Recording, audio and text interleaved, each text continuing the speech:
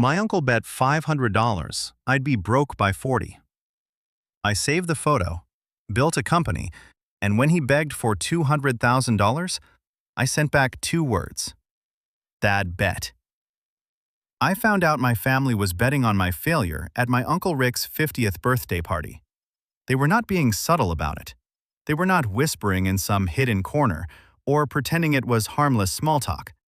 They were saying it out loud in the living room while I stood in the kitchen with my hand on the refrigerator door reaching for a beer. Rick's voice carried through the house as if he wanted everyone to hear him. He announced that they were taking final bets on who would be broke by 40, and then he said my name. Alex. 5-to-1 odds. Laughter followed. A lot of it. For a second, I just stood there, frozen, telling myself I must have misheard him. Then I heard my cousin Jake say he would put $200 on me still renting at 40 because that was a safe bet. Then I heard my father say he was putting $300 on me never getting a real job because freelancing did not count. Rick laughed and agreed with him. He called my dad Mike and said he was in the pool. I walked into the living room with the unopened beer still in my hand. About 15 people were sitting around Rick's massive leather sectional, the same one he had bragged cost $8,000 at Thanksgiving. On the coffee table in front of them sat a yellow legal pad. There were names written down the left side, dollar amounts down the right, and cruel little categories across the top. Rick saw me and did not even flinch. If anything, his grin got bigger. He told me I had perfect timing because they were making predictions, and then he added that it was all in good fun. I looked down at the pad. My name was there, third from the top. Next to it, someone had written, "Broke by $4,500, Rick." Under another category, Jake had put $200 on me still renting. Under another, my own father had put $300 on me becoming a career failure. My dad had bet $300 that I would fail at life. Rick saw my face and immediately told me it was just a joke. He said they were all rooting for me, but I had to admit the odds were not great. Jake laughed and told me not to be so sensitive. He called me "cuz" like that somehow softened it. I looked around the room. My aunts were there, my uncles were there, my cousins, people I had grown up with, were all watching me to see how I would react. My mom sat in the corner, looking uncomfortable, but she did not say anything. Only Grandma Helen was not laughing. She sat in her chair by the window, shaking her head. She said quietly that she thought it was cruel. Rick brushed her off. He said it was tradition that they had done something similar for Jake's 30th, betting on whether he would finish his MBA. He said Jake had proved them wrong. Jake said that was different because it had been motivational. Rick pointed at the pad and said this was motivational too. He told me to prove them wrong and said they would love to lose the money. I stood there with the beer in my hand, staring at my name, the dollar amounts, and the categories my family had casually assigned to my future. They were not discussing a game. They were gambling on my failure. I told them I needed to grab something from my car. I walked outside, got my phone, and came back in. Nobody had moved. They had gone back to chatting like nothing had happened, and the betting pad was still sitting on the coffee table. I took 4 photos from different angles, making sure every name was visible, every dollar amount was clear, and every cruel category could be read. Rick noticed and asked me what I was doing. I told him I was documenting it. He asked what I was documenting. I told him I was documenting this, all of it, for later. Then I grabbed my jacket from the hall closet. My mom finally stood up and told me not to leave like that. She called me honey, like I was the one making things uncomfortable. I asked her what she meant by "like this." I told her I was just going home. She said they had not meant anything by it. I told her Dad had bet $300 that I would be a career failure, and Rick had bet $500 that I would be broke. That was not nothing. Rick followed me into the hallway and told me I was overreacting. He said it was a joke. I asked if they had a betting pool about Jake failing or about anyone else in the room. Silence. That silence said everything. My father appeared behind Rick and told me not to be dramatic. He said this was family and that family was allowed to tease. I turned back and looked at him. This man, who had told me when I was 18 that computer programming was not a real career path. I told him teasing was one thing, but betting money on my failure was something else. Rick crossed his arms and said my problem was that I had no drive and no ambition. He said I was 30 years old and making $40,000 a year doing freelance work from my apartment. He said they were trying to wake me up. I asked if they were trying to wake me up by betting that I would fail. He said they were showing me what path I was on if I did not change. I almost laughed. Then I told Rick that in 10 years, we would see who had made the better choices. He asked if that was a threat. I told him it was not a threat. It was a promise. Then I left. I got into my car, a 2011 Honda Civic, with a cracked windshield and a bumper held on with zip ties. I sat there for a minute, with my hands shaking, looking at the photos on my phone. Then I did something I should have done years earlier. I opened a new note and wrote, "Prove them all wrong. Every single one." I drove back to my apartment, a fourth-floor walk-up with no elevator. I paid $950 a month for 450 square feet. Most of my furniture came from Craigslist. My television was 7 years old. This was the life they were laughing at. This was the life they were betting against. I sat on my sagging couch and opened my laptop. Here was what they did not know. I was not lazy. I was not unmotivated. I was quietly building something they could not see. For the last 8 months, I had been working on a side project. It was a project management tool for freelancers like me, people who could not afford fancy enterprise software but needed something better than spreadsheets. I had been coding it at night and on weekends. I had been testing it with freelancer friends and gathering feedback. It was not ready yet, but it was mine. That night, I stayed up until 4 in the morning working on it. Not just because I was angry, although I was. Rick's words had lit something inside me. No drive, no ambition. I was going to show him drive. The next morning, I texted my mom and told her I needed space from family events for a while. She called immediately. I let it go to voicemail. Her message said Rick felt terrible. She said he had been drinking. She told me to just come to Sunday dinner. Rick felt terrible. Not Rick was wrong. Not they had been cruel. Just Rick had been drinking. I deleted the message. My dad texted me and said I was being childish. He said family did not hold grudges. Jake posted in the group chat that it had just been for laughs and told me not to be that guy. I muted the chat. Only Grandma Helen called and I answered. She told me she was sorry about what had happened. She said it had been wrong. I thanked her. She told me she had not participated in that pool and wanted me to know that. I told her I knew. I had seen that. Then she told me that when I succeeded, and I would succeed, she wanted a front row seat. I told her it was a deal. I set the betting pool photo as my phone wallpaper, not because I wanted to wallow in it, but because I wanted to remember. Every morning when I unlocked my phone, I saw that yellow legal pad. I saw my family's bet that I would fail, and every morning I chose to prove them wrong. The next 3 months were brutal. I kept freelancing because I needed rent money, but I cut everything else. I stopped going out, ramen became a food group. Every spare hour went into my project.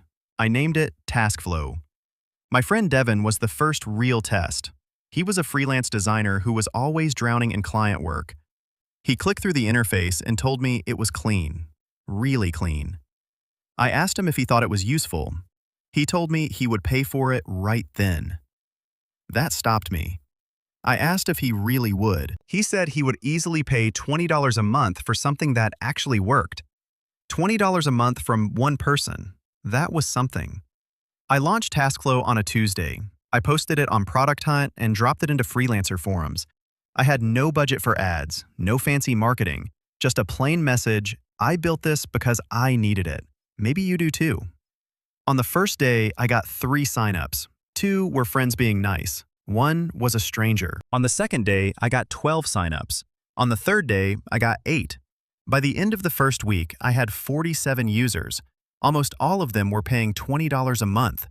That was $940 in monthly recurring revenue, real money from strangers who saw value in something I had built. Rick had bet $500 that I would be broke by 40. I was making $940 a month from a side project I had built while my family laughed at me. I took a screenshot of the Stripe dashboard and put it in a folder labeled Progress, right next to the betting pool photos. By month 3, TaskFlow had 220 users and $4,400 in monthly revenue. By month 6, I made a decision that would have made my family lose their minds. I quit freelancing and went full-time on TaskFlow. My mom called that month and said she had not seen me at Sunday dinners. She asked if everything was okay. I told her everything was great. She asked if I was still upset about Rick's party. Still upset, as if it had been a minor thing. I told her I was not upset. I was just busy. She asked what I was busy with. I told her projects. She said that when I had time, I should come visit. I did not visit. Instead, I worked 16-hour days, adding features, answering emails, fixing bugs, and talking to users. By the end of year 1, TaskFlow had 800 paying users. That meant $16,000 in monthly revenue. After expenses, I was netting about $12,000 a month, more than triple what I had made from freelancing. I moved into a better apartment. I bought a reliable car. The upgrades were small and not flashy, but they were earned. Every morning I looked at that betting pool photo and smiled because I was winning. Year 2 was when everything exploded. In January, I reached 1,000 users.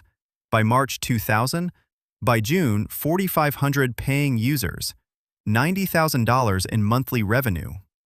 I hired my first employee, then my second. I rented office space. Then in August, I got an email I almost ignored. A larger company wanted to talk about acquisition. The meeting was straightforward. Their CEO, Jennifer, told me they had been tracking our growth. She said we had carved out a niche they could not reach and that freelancers loved us. Then she said they wanted to buy TaskFlow. I kept my face neutral and asked what kind of offer they were thinking about. She said $2.5 million, half up front and half over 2 years as I hit milestones. I nodded like I heard numbers like that every day and asked if I could think about it. She gave me a week. I called Devin and told him they had offered $2.5 million. He nearly shouted through the phone. He told me that was life-changing money. It was. It was generational wealth. It meant I would never worry about rent again. It was proof. We negotiated for 2 weeks and ended at $2.7 million with better terms. The day the contracts were signed, I watched them wire $1.35 million into my account. Mine. I walked outside afterward and stood on the sidewalk. I was 33 years old, a self-made millionaire. I had built it without my family's help, without their knowledge. I pulled out my phone and looked at the betting pool photo one last time. Rick had bet that I would be broke by 40. Dad had bet that I would be a career failure. Now, it was time to collect. I did not tell anyone in my family about the acquisition for 2 weeks. The wire transfer sat in my account like proof of a different life. $1.35 million. Real money. Money that meant I would never have to worry about rent again. Devin was the first person I told in person. He asked me how it felt. I told him it felt weird, like I was waiting for someone to take it back. He told me that was not going to happen. I had earned it. I told him I kept thinking about that party, Rick saying I had no ambition. Devin told me Rick was an idiot. I said maybe, but on paper, I had looked exactly like what they thought I was. $40,000 a year, a bad apartment, a dying car. Devin said that was only on paper. I had been building something they could not see. The transition after the acquisition was smooth. I stayed on to manage TaskFlow with their bigger team. I moved into a nice condo. I bought a car that did not make concerning noises. They were small changes, but each one felt like shedding skin. My phone stayed mostly silent from family. 3 years of minimal contact had become normal. Sometimes Mom texted. Sometimes Jake sent a message. On social media, they looked happy and complete, like my absence barely mattered. That was fine. I was building my own life. Then, in October, Grandma Helen called and asked if I would come to a small birthday dinner for her the next week. She said she missed her grandson. I hesitated. I had spent 3 years avoiding family. I told her I did not know. She said she was 82 and would not be around forever. So I told her I would come. The dinner was at her favorite Italian restaurant, in a private room. The usual suspects were there. Mom, Dad, my sister Amy, Jake, their spouses, and Rick. Rick saw me first. He called me a stranger and said he had not thought I would show. I told him Grandma had invited me. Mom hugged me and said I looked different. Good different. The evening started awkwardly. There was small talk. I ate my pasta and listened. Then Rick, 3 glasses of wine in, leaned back and asked what I had been up to. He asked if I was still doing the freelance thing. Everyone watched. I said, not exactly. He asked if I had finally gotten a real job. I told him I had sold my company. Rick laughed. He repeated my words like they were ridiculous. My company. I said TaskFlow, project management software. I told him I had sold it in August. The laughter died. He asked if I was serious. I said yes. Jake leaned forward and asked if I had a company. He wanted to know since when. I told him 3 years. I had built it from scratch and it had been acquired. Dad set down his fork and asked how much. He asked if it had been a few thousand. I could have lied. I could have downplayed it, but I was not shrinking anymore. I told them $2.7 million. The table went silent. Rick's face turned red. He said I was lying. I pulled out my phone and showed him the acquisition agreement. Then I showed him the wire transfer. He stared at the screen. He asked how. I told him I had built something people needed. I had worked on it for 3 years, while he thought I was failing. Jake looked stunned and said that was real money. Dad stared at me like he was seeing me for the first time. He said I had never told them anything. I asked if he would have believed me. He did not answer. I reminded them that 3 years earlier at Rick's party, they had bet money that I would be a career failure. All of them had made bets about how I would fail. Mom's face went pale. She said it had been a joke. I looked at Rick and said he had bet $500 that I would be broke by 40. He had said I had no drive and no ambition. Rick clenched his jaw and said he had been trying to motivate me. I asked if publicly humiliating me was supposed to motivate me. Then I told them I still had the photos. I pulled them up, the yellow legal pad, every name, every amount. I told them I had looked at those photos every morning for 3 years. I showed them. Grandma Helen spoke up and said she had told all of them that night that it was cruel. I said Grandma had been the only one who had not participated. Mom started crying and said they had not meant it. I told her they had meant exactly what they did. They thought I was a failure. And when I stopped showing up, none of them cared enough to truly check on me. Dad's voice was quiet when he asked what I had been doing all that time. I told him I had been building, working, proving them wrong, every single day. Rick stood and asked if I was there to gloat. I told him no. I was there because Grandma had asked me to come. She actually cared about me. As for the rest of them, I no longer needed their approval. Jake called that petty. I told him what was petty was betting money that his cousin would fail and then acting shocked when that cousin did not want to be around anymore. Grandma walked me to my car afterward. She told me she was proud of me, but not for the money. She was proud because I had built something on my own terms. I thanked her. She asked what would happen now. I told her I did not know, but whatever happened, it would be on my terms. The next few weeks were quiet. Mom sent one text. Jake sent a message saying that had been intense. I did not respond. Then in December, my phone rang from an unknown number. When I answered, Rick was on the other end. He said he wanted to apologize for the party and for everything. I said, okay. He asked if that was it. I asked what he wanted me to say. He said he did not know. He admitted he had been an asshole. I told him, yes, he had. He asked if we could start over.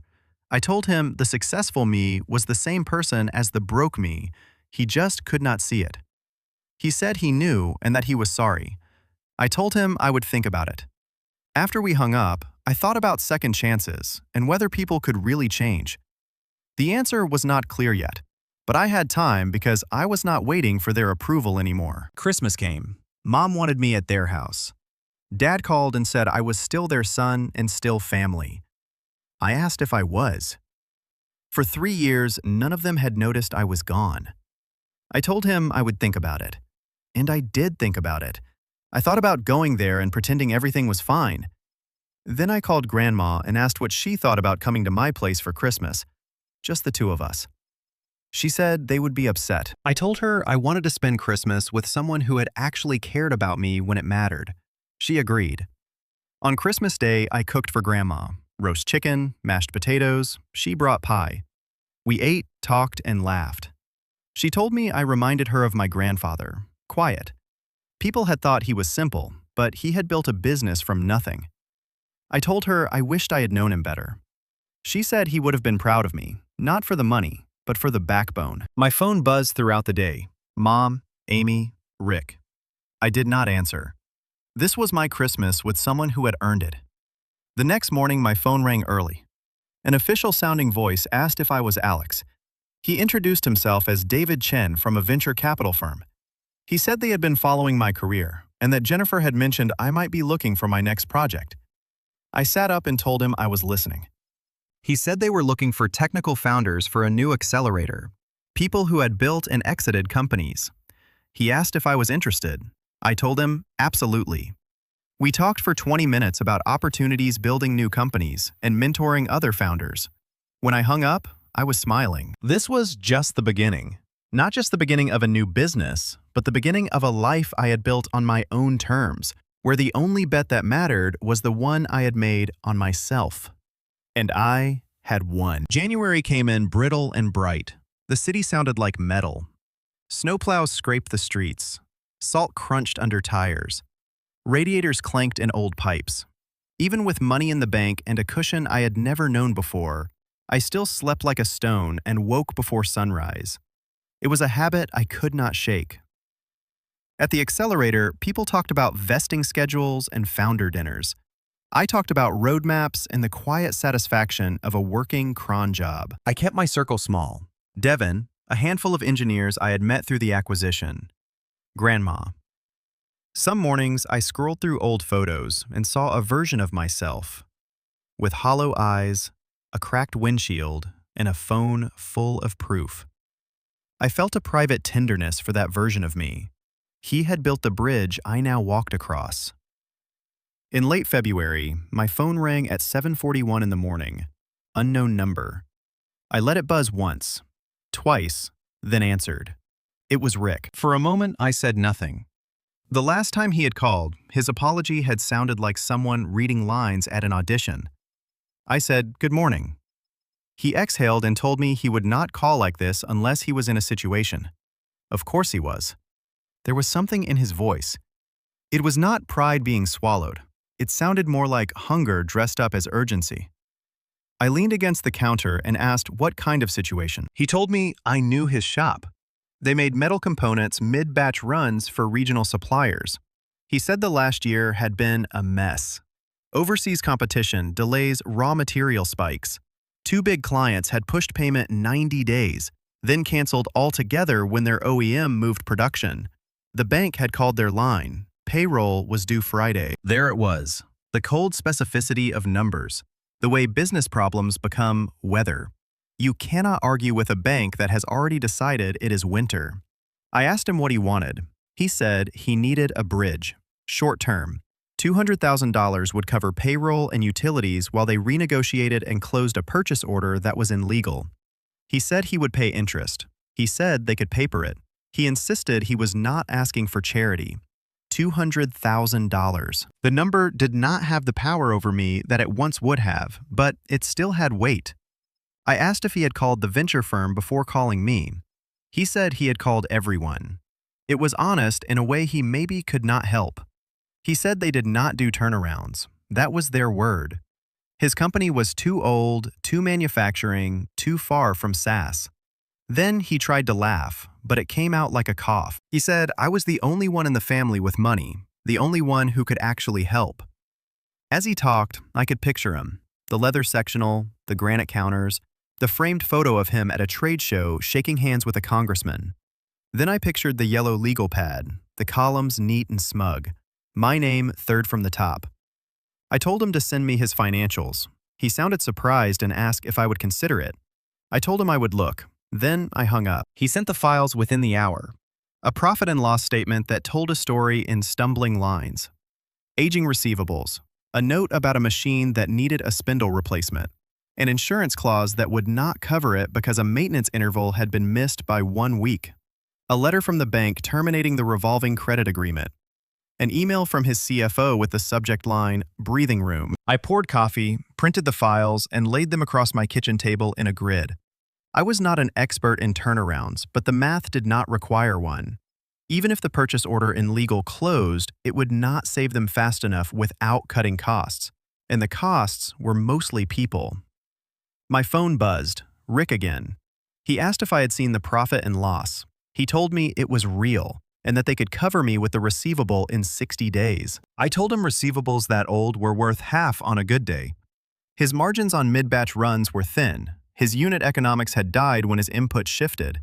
He did not need a bridge. He needed a different business.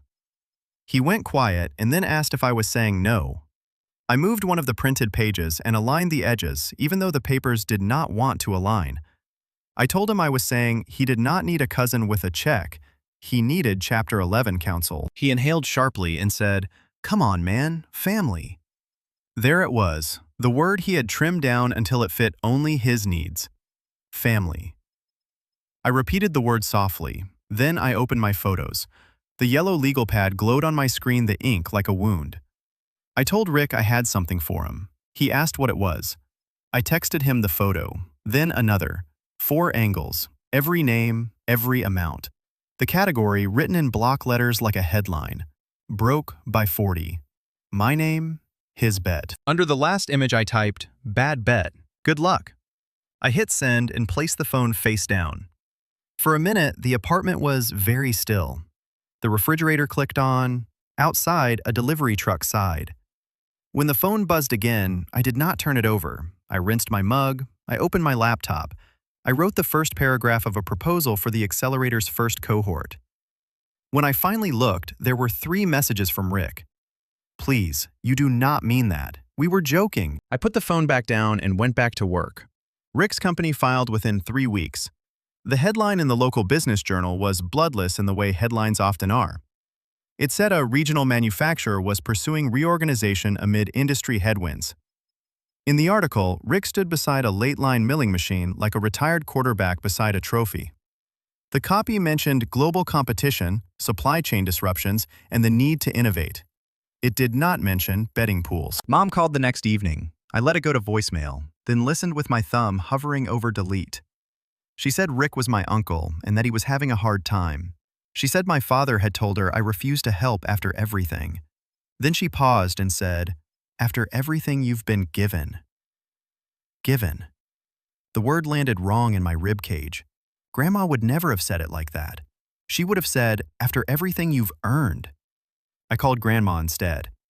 I asked if she had seen the article. She said she had. She also said she had noticed the way I had been standing up straight lately. I laughed quietly and told her I had said no. She said she figured. Then she told me sometimes no is not cruelty. Sometimes no is the fence that keeps the wolves out. We talked about her tomatoes under grow lights in the spare bedroom, and about the neighbor who insisted salting sidewalks was a conspiracy. When we hung up, the knot in my chest had loosened. The family thread ignited over the next few days. Jake posted a half-finished thought about loyalty and then deleted it. Amy texted privately and asked if I was okay. She said Mom was being Mom. I told her I was fine, that I was cooking more, and that I had learned to make a decent omelet. She sent back a heart. Meanwhile, work moved like a river in spring. The accelerator filled. Founders with hungry eyes came through our doors and told us versions of the same story. They had been building something everyone said was small, until suddenly it was not small anymore. I told them about cron jobs, error budgets, and the photo I had looked at every morning for 1,000 days. I learned to keep the story short. I learned to let the useful part be the part about building anyway. One night, I dreamed of the legal pad and woke up at 3:12 in the morning. I walked to the window and watched snow fall beneath the streetlight that flickered at the edge of its own patience. In the glass, I caught my reflection. For once, I looked like someone who could be the main character in his own life. The next afternoon, I ran into Dad by accident, which is a funny word for something that felt, on some level, like gravity doing slow, inevitable work. I was leaving a coffee shop. He was entering, tugging at a scarf he had owned since my junior year of high school. We both froze. Then he smiled with his mouth, but not with his eyes. He said my name. I said, hello. We did the awkward dance of humans trying to remember choreography they had never learned. He gestured toward a table and I followed. Not because I wanted to be agreeable, but because I wanted to know if I could do this without my pulse sprinting. He ordered black coffee. I ordered tea I would not finish. We stared at a little table sign advertising a pastry and pretended that flaky dough could make us less breakable.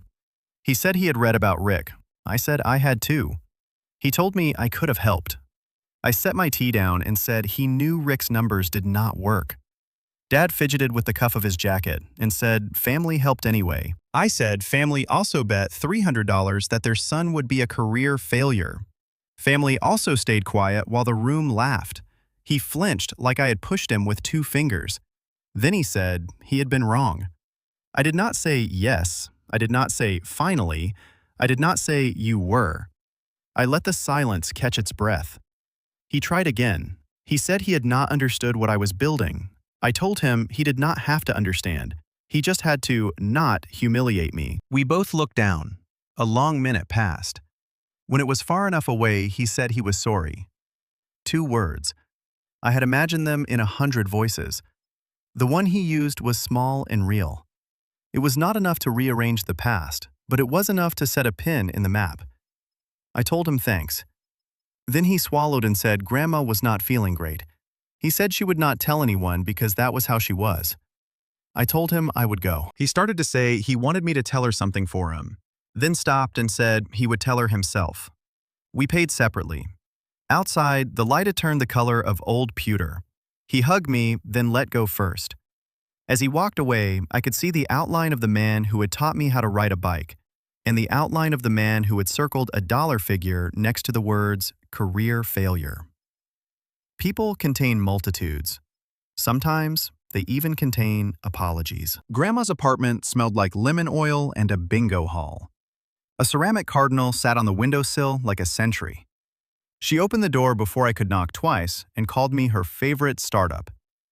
I laughed and kissed her papery cheek. We ate soup at her tiny table and talked about nothing important.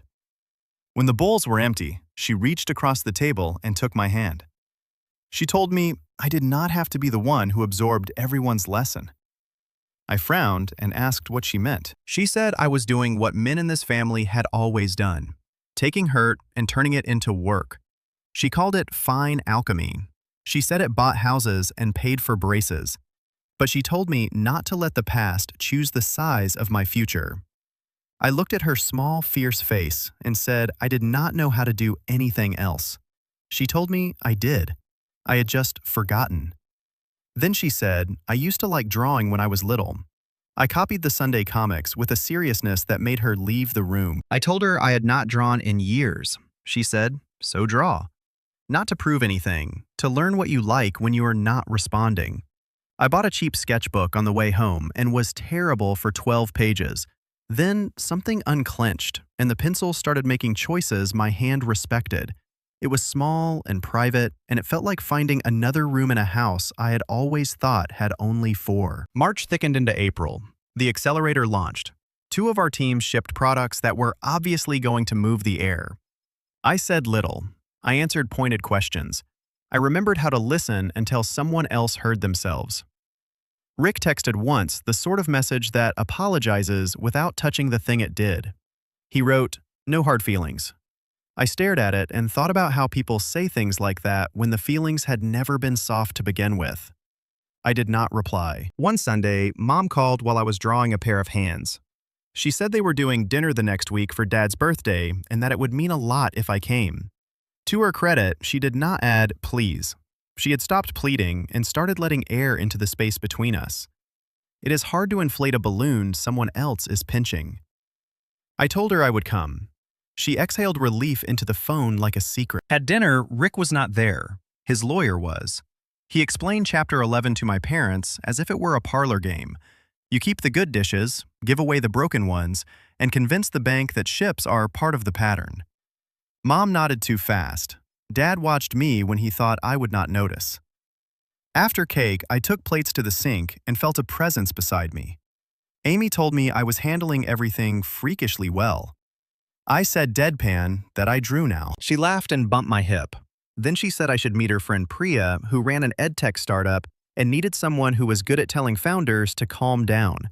She said I was gifted at that. I told her I would think about it. She said I always did, and she said it fondly. We loaded the dishwasher with the choreography of people who had done it in silence for years.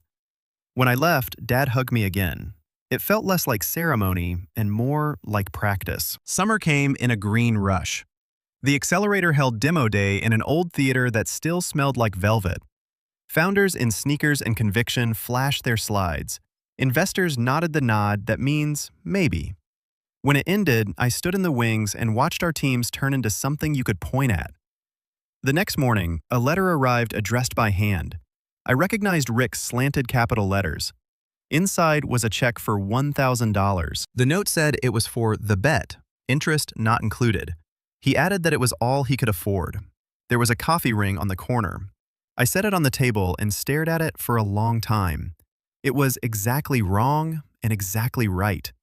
Payback for something that had been metaphorical. Interest-free in the only way that mattered. $1,000 was not restitution, but it was a crack in the wall a person builds around their own worst day.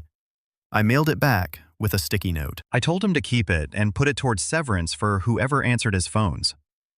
2 weeks later, Rick called again. I almost did not pick up, but some impulses deserve sunlight. He said he had sold the house. He said the leather couch went on Facebook Marketplace. A guy had haggled him down $70, and he had let him because he was too tired to explain value to a stranger. Then he surprised both of us by saying he was sorry. He cleared his throat and said he had gotten a job, night shift supervisor at a distribution center.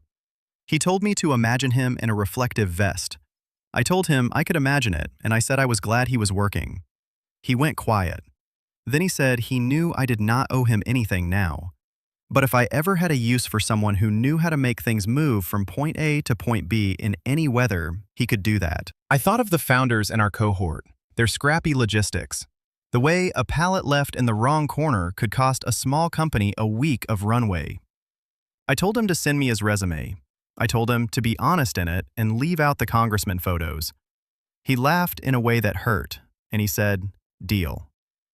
In August, Grandma went into the hospital for tests. If you have ever had a grandmother, you know that tests is a word made of fog. I sat by her bed while a machine blinked like a polite metronome. She told me to draw her right then, before her nose decided to try something experimental. I opened the sketchbook and tried to capture the intelligence in her eyes without becoming sentimental. When I showed her, she nodded once and said, "That's me." She sounded satisfied. She died 2 weeks later at dawn. The sun came up anyway, show off that it is. At the funeral, the family did what families do. They carried casseroles into rooms. They told stories in clusters. They whispered about who had gained weight, who had lost it, who had not cried, and what that meant.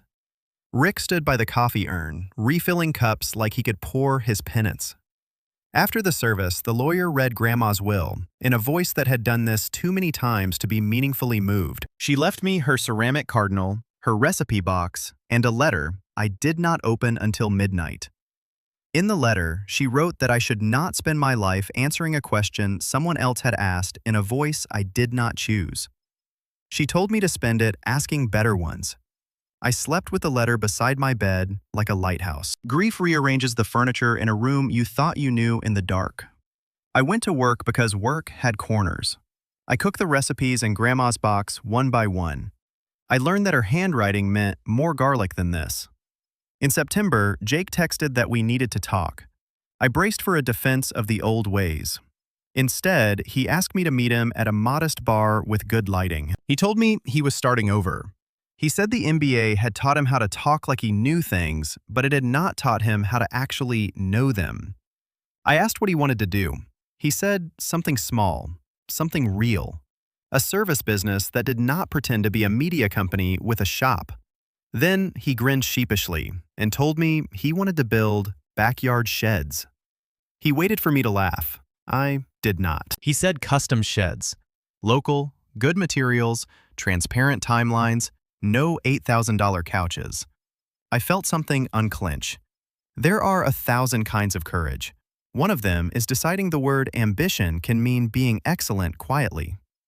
I told him I could help him set up a schedule, a simple CRM and a cash flow model that would not kill him. In return, I wanted him to build me a shed with a window that made morning look like a promise. He blinked fast and said, "Deal." We shook hands like men in old movies who remembered the stakes. That night at home, I took the photo of the legal pad off my lock screen for the first time in 3 years and 9 months. I did not delete it. I moved it to an album called Artifacts. There is a difference between a scar and a map. 2 weeks later, the Accelerator partners asked me to keynote our next event. They wanted me to tell the story, the one about building anyway. On stage, I did not talk about the acquisition or the number that had changed my life. I talked about the morning routine of ordinary work. I talked about how humiliation can infiltrate a person's code base and how, if you are not careful, you will ship an entire version of yourself just to prove someone wrong who is not even watching. I told them to build from love when they could. When they could not, they should build from something steadier than revenge. Revenge is rocket fuel. It can get you off the ground. It will not land the plane. Afterward, a woman in a thrifted blazer told me she had not known how to articulate that. She said she had been sprinting for a ghost and thought maybe she would slow down.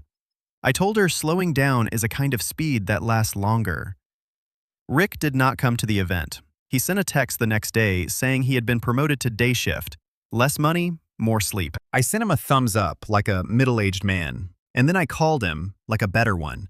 I told him I was proud of him. He asked if I really was. I said yes because he had stopped pretending the map was the territory. He was quiet. Then he told me he had printed my text, the one that said, "Bad bet." He said it sat by his keys, not as punishment, but as a reminder about the math of words. Words have math. He had learned that late, but he had learned. Winter rolled back in with its 1,000 shades of gray. On the anniversary of TaskClose acquisition, Jennifer sent a bottle of champagne with a note that said simply, "Still the right bet." I opened it with Devin on the fire escape like we were still 22 and invincible. We were not. We were better than that. Breakable and deliberate. My shed arrived in March. Jake and a crew of 2 put it up in a day with the quiet competence of people who respect wood. The window really did make morning look like a promise. I set my desk beside it and hung Grandma's cardinal above the frame. On the shelf sat her recipe box and the sketch I had made of her in the hospital, framed cheaply and perfectly. Sometimes I sat out there and drew.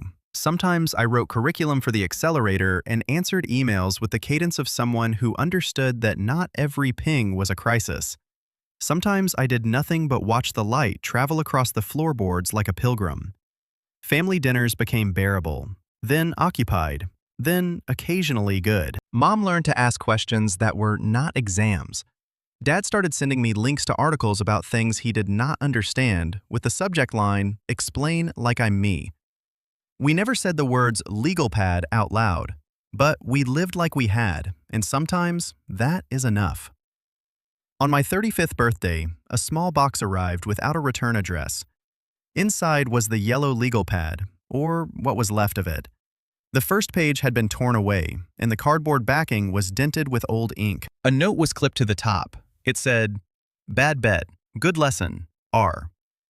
I took it to the shed and set it on the shelf beside the other artifacts. I stood there for a long time, with my hand on the spine of a ghost that had been turning pages inside me for years. Here is the truth no one tells you about winning.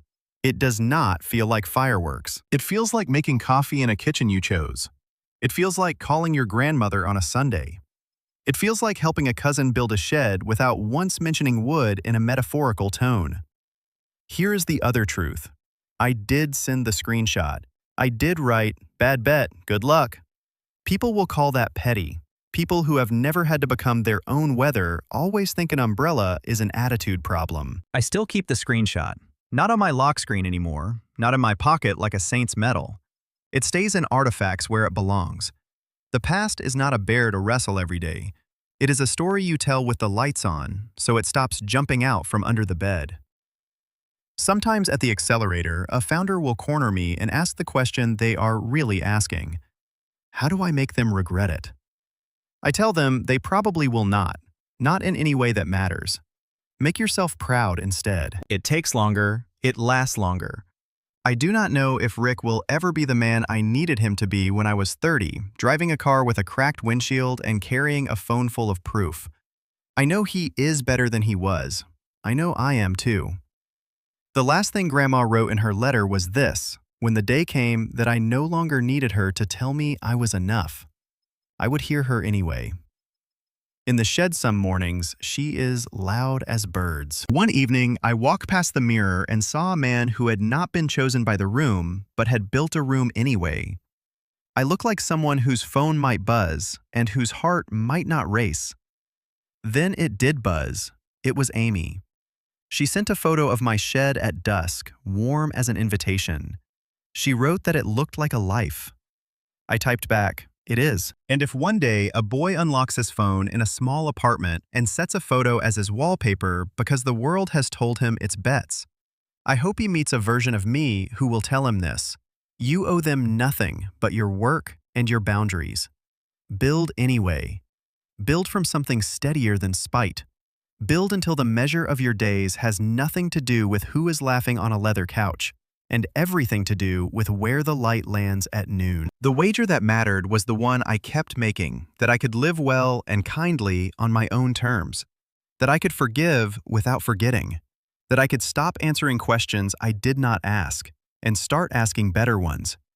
It pays out daily, sometimes in cash, mostly in mornings. That is the lesson.